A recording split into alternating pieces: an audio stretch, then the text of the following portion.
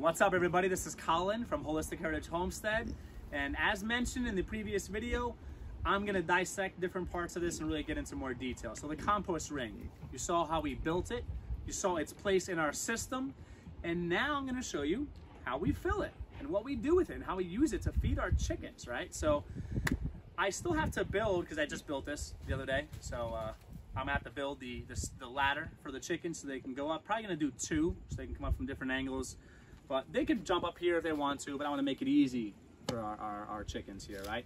So for now, I'm just using a random piece of wood, and this is easy for them to get right in, easy access for them. They're already trained.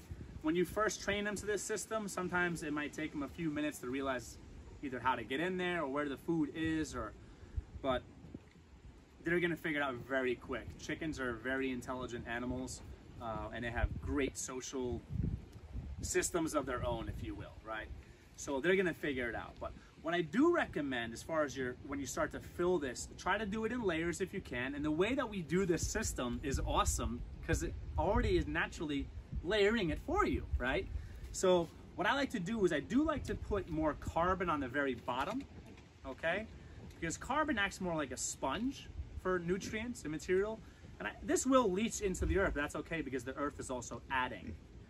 All of the biota, and again, the bacteria, protozoa, the nematodes, the mycorrhizae, endo, ecto, all that stuff is gonna migrate upward and into this pile.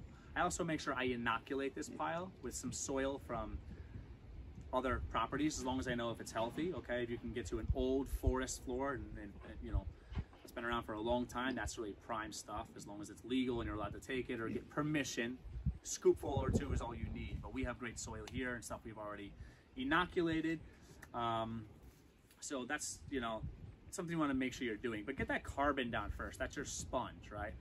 Earthworms are going to come in, pill bugs, all that, and they're going to just start going crazy. This whole thing will be populated with massive amounts of life, and chickens will eat small life you can't even see. They will eat the compost itself, and it's good for them. If you're gonna put some biochar in here and or charcoal, biochar is better, okay? That's your oxygen deprived charcoal. I'm gonna do a whole video on how to produce biochar. I would recommend definitely getting this throughout the pile, but especially in the bottom, because biochar is porous and it acts as like a little home for this bacteria, and it will stay there. And biochar can stay in your soil for hundreds of years, okay? It's incredible stuff.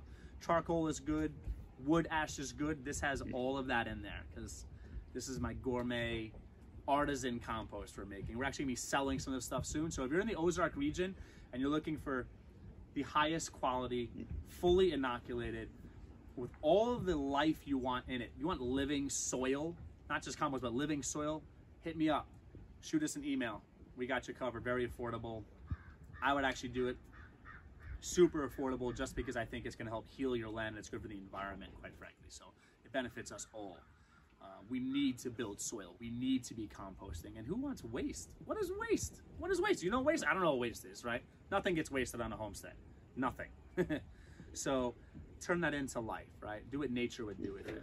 Once you have your carbon down, you can alternate a little bit of nitrogen, but you're gonna go carbon heavy in the bottom, then including sticks. Wood chips are phenomenal for that, and earthworms love wood chips. We've used a lot of leaves and a mixture of all that stuff. You start the layer, you can sprinkle wood ash throughout, you can add more biochar, add more charcoal as you need. This won't smell at all because this naturally cooks down, because it has natural carbon layered with the nitrogen. Zero smell. Beautiful, beautiful. No smell whatsoever in this, I promise you, and it won't smell at any point. And also once it starts to heat up a little more, I think this is already heating up.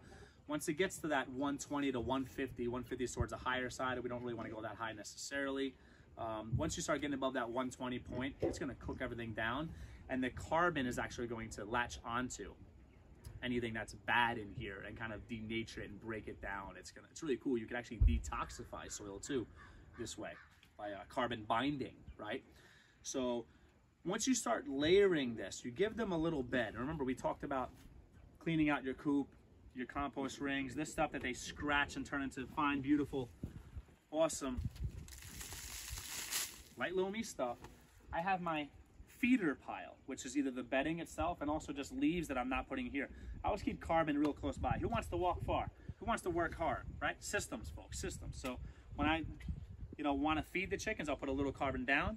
I'll feed the chickens. When they're done eating and they maybe don't eat the whatever scraps are in there, right? I cover it with carbon. And there's no way that the critter's going to get in here anyway, because we're in totally has a hardware cloth skirt. Nothing could get in here if they wanted to. And they're not going to get through this anyway as a secondary measure. But all I do is I just add a little carbon. Real simple. Real simple. I can spread that out, keeping things easy. When I add that carbon, it's time to feed the chickens, and I have them inside the coop right now because the roosters will probably try to fight me, and I don't really feel like squaring up with a rooster right now. I'm trying to get this video out to you folks. So, food scraps. That's it. Done. Chickens eat it. What do chickens do? What do you do after you eat, folks? Come on now, right? They're going to give you, again, already digested, already broken up, nitrogen-filled, nutrient-rich, bacteria-protozoa-filled manure. That manure, when they're done, what do I do? What do I do? I don't want to smell that. It doesn't smell anyway. Even if it did, what do I do? Cover it up, a little more carbon, take a stick in there. Awesome, no problem. And that's going to cook down a layer perfectly. That's the system. That's the basics of the system. Inoculating the system, making compost teas. I'm going to do videos on all of that because it's not going to stop. It's not going to stop. We can't stop. I want you to know this all. I want you to know this all. I don't want you to know a little bit. I want you to understand all of it, every angle, every facet of this system. And when this is done, this will come up real high, and the chickens will probably be done working the system. They're going to scratch this and bring this down and create more surface area, which increases the compost speed process, right? When this is done, this is going to get real warm and toasty. So during the middle of the winter, when your chickens typically wouldn't really be interested in coming outside, my chickens still come outside. Still come outside, right? Still representing, still working. Hey, listen, I'm feeding them. They're giving me eggs, but they got to stay busy. They got to put in work in the homestead too. Everyone works in the homestead, even those birds, right? That's a rooster putting in work right now. So that being said, one thing I like to just mention about having this feeder system here, having our rings over there, which you see in the other video, and this compost right here, is at any point that we have a snow here, okay? Chickens don't like to walk on snow. They lose a lot of body heat through their legs, right? So if you're thinking of frostbite, they usually get that on their combs, and they usually get that on their legs, if anywhere, right? And they just have a weird thing about not really liking to walk around in snow. Would you want to walk around in snow barefoot? No. Be nice to your birds. Encourage them to come out. So if I ever need to create a little path, let's say this ground was covered in snow, boom, now they have a doorway, now they have a mat. And all you need to do is get them out here, and they'll start to melt the snow, and they will look through the snow, still find biota, still find life, still find everything to eat. And this stuff acts like a sponge, so it doesn't get like wet and damp and nasty in here, and it doesn't smell because this stuff soaks up all the nutrient overflow, okay? This, once it's full and it's cooked down over season, I take it all out of here. I have another compost ring, which, as mentioned, hardware cloth on the bottom and protection on top. Nothing gets in. I protect it from the sun. I'm gonna do another video on the third stage and how we finish the compost. But that is taken out completely and we start fresh, because I don't want them to keep doing their business on this. You want to age for at least 90 days if you have any manure or any anything like that in your compost system, folks. So that's pretty much the basics. Happy composting. Like, comment, please subscribe. If you have any folks that you know have chickens, have quail, have ducks, have pigs, have whatever they got, cows, anything, any livestock, use that manure, okay? If you don't have livestock, you can do the same system. You'll just need to find other ways of maybe doing more inoculation, and you're gonna have to create more surface area on your own because the chicken's already scratching big surface area for me. But you don't need animals. You don't need animals. Your food scraps can go right in there. Yes, bones, fish meal. That's why they bury, and the Native Americans and Italian Americans too would bury fish scraps, fish heads under the tomato plants. Why? Nutrients, nutrients, nutrients, nutrients, right? I think Mark from Self-Sufficient Me has a great video on, this guy buries all kinds of stuff. I think he buried like chickens or happy. That's the teenage rooster just learning how to crow and do his thing. It's kind of funny, it's really cute. Take it easy, champ.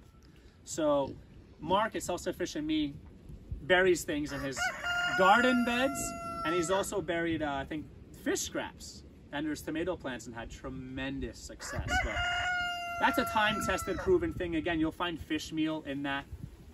David the Good, again, check out his channel. He talks about how you compost everything. Your meat scraps right in here. By the time it's done here and it ages, it's going to be beautiful. You're going to have nothing to worry about. Okay, so pretty much anything that you would eat, if you're going to eat it, your animals will probably eat it. And nature will definitely eat it and turn it into something usable. Again, please like, comment, subscribe. We love it. We appreciate the support. Again, if you have folks that have livestock or don't, share it with them. They don't need livestock to use this system, folks. They're gonna, do well without it. Take care, and hope to see you soon.